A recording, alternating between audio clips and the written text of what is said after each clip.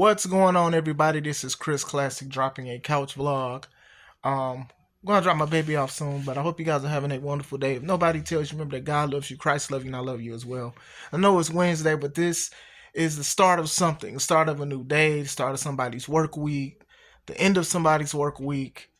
It could be the end of something as well. So praying that God is taking you through things, and if you are going through things, be glad you're going through it instead of being in a stalemate. Sometimes it's very important to just keep pressing on. I don't want to say moving on because sometimes that can be considered inconsiderate, but pressing on. It's definitely a difference. Make sure you subscribe to the Take It Home podcast where I talk about professional wrestling topics. And I also put in my matches as Classic Alpha, a professional wrestler of 13 years. I am close to 1,000 subscribers, so I am truly grateful for what I do have. I believe it's 984. So if you can subscribe, help me get to 1,000. Like I said, I'm grateful. I didn't even think at one point I was gonna get 100 subscribers, so let alone to have almost 1,000. I am truly grateful and blessed. Thank you guys. Make sure you also subscribe to C3 Ultimate Wrestling. That is me and my wife's professional wrestling company. Even though we lost control, we're definitely trying to get it back. May 3rd is around the corner for Press Start 3. Dyer, Indiana. Harold's private venue. Get the tickets on Eventbrite. Tickets are $5 off on Eventbrite, but it'll be $5 more at the door. Bars. I wanted to talk about the Young Bucks. I briefly talked about them a couple days ago when I talked about the old school versus new school, but I wanted to talk about them. If you go off of the internet, the IWC, if you will, seems like people have turned on them. Seems like a lot of people do not like them. Seems like there's just a lot of, I don't want to say just hate, but also like positive but negative criticism. And some people, they don't receive them well. So I did want to speak about that, right? I'm not a fan of the Young Bucks. You guys know I'm not a fan of the Young Bucks. I wish no ill will towards them. I hope they don't lose stuff. I hope a whole bunch of stuff don't happen to them like some people do. But I have not been a fan. Even when they were like very, very popular on the independent circuit and a lot of people were booking them and stuff, I just was not a fan. I would look at their matches and I wouldn't like it. And I'm going to say this too. I'm going to pivot. They are not responsible or all the way fully responsible for how the independent circuit went with super kicks and Canadian destroyers and crazy dive out spots. Yes, they were like the most popular doing it. They made thousands, millions of dollars doing it. But when things change, you can't sometimes just blame one person. When you look at the old PWG and the old independent stuff, there was a lot of wrestlers that were riding that wave as well doing it. I just think that these guys were the more popular doing it. A lot of people liked how they dressed, how they acted, and some of the things that they did. And sure, they'll carry that burden. They honestly will. I will give that to them. Because they even had a book called Killing the Business. Because a lot of people, especially like Jim Cornette and a lot of the older wrestlers, they were very vocal on how the business was changing and how certain things were finishers and now it starts matches. And I'm with the old school rhetoric with that. I am, But yeah, I think that most people are going to say, well, the Young Bucks are the reason why people changed. Even Kenny Omega, they're the reason why wrestling has changed. Now, I'm going to say this. You have to be some kind of popular or viral person or people to blame everything of wrestling changing on two people, the Young Bucks. So I will say that yes, they were probably the ones that people remember. Like when you see a super kick, you might even think of the Young Bucks outside of Shawn Michaels because of the oversaturation of super kicks in their matches. To me, a super kick will always be a finisher, but nowadays it's just not. It's like a right hand punch, honestly. It's like a headlock at this point, the way people do it and stuff. So some people blame them. And then, some people, they'll put some of the super kick stuff on the Usos. Heck, I'll do that too, oversaturation of super kicks. But going back to the Young Bucks, like I said, I wasn't a fan of them. But like I said, them going after the bag, I'm not mad at. People can't sit here and say they're the reason why this and that when wrestling companies are booking them. They're paying them. They're wanting them to do that match. They're wanting them to do the Meltzer driver. They want them to do the V-triggers. They want them to do all of this stuff. So these companies are booking them, expecting them to do that. So how much is it their fault that the wrestling landscape has changed. And once again, I'm not saying that it's just on them.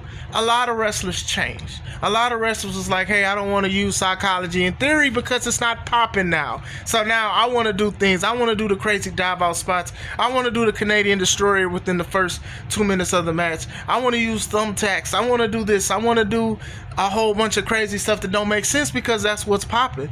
Crazy thing is, some of the older school wrestlers, they started doing them too. They started doing Ricky Morton. He was doing Canadian Destroyers and all of that stuff. And this man 70-some years old doing it. Hey, shout out to him, but still still was crazy. So some people do. I mean, even Goldust, right? Dustin.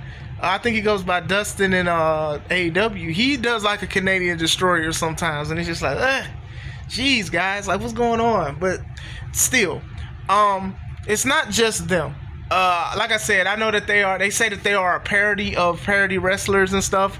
And I also know they had the book called Killing the Business because guys like Jim Cornette and stuff, they say that they are killing the business. But I can't say I put that all on them because the business accepted them and they booked them, and a lot of companies would. There's a lot of companies that say so much bad stuff about them, but I bet you they'd book them if they could and they can afford them.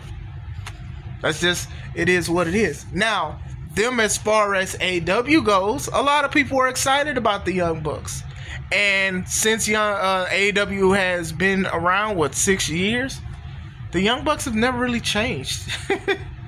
No move sets, no nothing. Like, a lot of people knew that they had the VP, EVP, whatever power position they had, but they haven't changed. And I'm not even talking about just heel and face changes. Like, they've done heel and face changes and nothing has changed. They've done the same thing. And then now we're low-key in a new era of wrestling. Some people call it cinema. Some people say, oh, it's coming back to the old school. Some people want the Attitude Era back. I don't know what it is, but things have changed. And some people, they just sick of it. You know, even the fans are booing them regardless of what they're doing.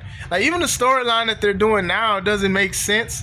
Like, you were running from the Death Riders and then you come back to attack Swerve when you could have just attacked Jon Moxley because he was vulnerable because he was out, right? But you attack Swerve because you want to protect your friend Hangman, and you also want to do a peace treaty truce to the Death Riders. Like, doesn't make sense. And it's like, they came back, and respectfully to them, nobody was looking, let alone asking for them or whatever like that. And it's just like, you know, that's the problem with some wrestlers having some kind of position of power, or somebody who's booking a company and then they're just making the bad decisions. So that's what I think about the situation. I think that the Young Bucks have many a times to change and to try to evolve and to do something else, because now they're becoming the old school. They're becoming, oh, well, we used to do it like this and we don't do it like that anymore. I mean, now some of the fans have turned on the product of AEW as a whole. And I know a lot of people don't like talking about it, but it's true, because they do the same kind of matches like the Young Bucks and all of this other stuff. Because like I said, they're pioneers to this indie-rific stuff, if you want to call it that. And when I say indie-rific, I don't mean it in a disrespectful manner, but you guys know exactly what I mean when I say, oh, that's an indie-rific match.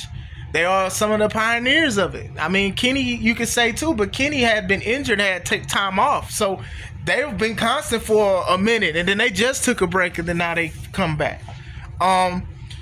Like I said, I don't think people are looking out for them, and I do wish they do change and something does happen for them. I mean, regardless of what my opinion is, if I support them or I disagree, you know, it don't affect their checks and banks and stuff. But I'm just saying, I do think a lot of people are a little bit tired of it. And I think like stuff with social media, that's also a negative thing, because a lot of people can see y'all, they have behind the scenes stuff all the time, and it's just crazy to me. Like, to me, wrestling is so exposed that now you can low-key get sick of wrestling just looking at YouTube or looking at wrestling clips on your phone. You know, back in the day, your fix was TV, it was television, or maybe even the radio, but now you can look at stuff. So with them utilizing social media the way they did, I don't want to say they burnt out, but a lot of people are sick of seeing them. A change would be okay. Maybe y'all should feud with each other or something, like, because y'all kind of do the same thing. Like, they insert themselves in a storyline. I know Tony has something to do with it too.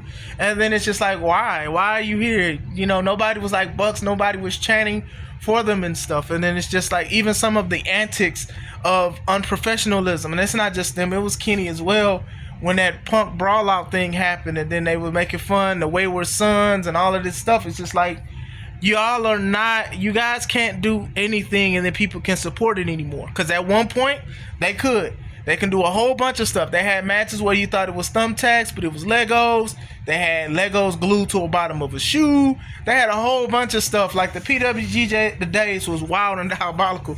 But they used to can do a whole bunch of stuff, and people would support it, and they would consume it. They would buy the shirts, the merch, they would do art, they would do a whole bunch of stuff. But now it's just like people are like, what's going on here? And I think even the CM Punk footage of them releasing the Punk footage, I know it wasn't just them, it was Tony, but they're putting it on them. So I do think that's why a lot of people are sick of them, because they haven't changed. And I do think it's a new wave of wrestling. Some people call it cinema. They like story stuff and all of this stuff. But with the Young Bucks, they have been consistently inconsistent when it comes to that. But let me know, what do you guys think? So you guys are fans of the Young Bucks? Do you still like the Young Bucks? Do you think they can change? Do you think they're going to change? It is a new wave. Let me know. I hope you guys have a wonderful day. This is Chris Classic. Let's take it home.